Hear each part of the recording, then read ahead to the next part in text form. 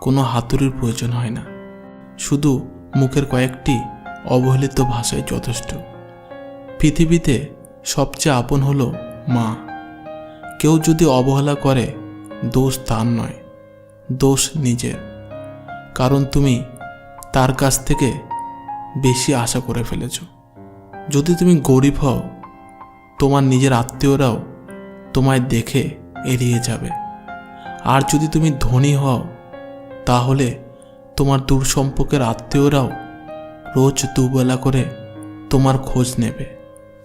সময় থাকতে প্রিয় মানুষটিকে মূল্য দিও।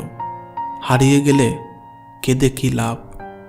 সম্পর্ক টিকিয়ে রাখার ইচ্ছা যদি দুপাশ থেকেই থাকে, তবে কোনো সম্পর্কই ভাঙা সম্ভব নয়। যদি কমে যায় ভালোবাসা আর বেড়ে যায় দূরত্ব, বুঝে নিও প্রয়োজনে বেশি তুমি দিয়েছিলে গুরুত্ব। মায়া ত্যাগ করতে শেখো, দেখবে কষ্ট এমনিতেই কম হয়ে যাবে। যে যত বেশি ভালো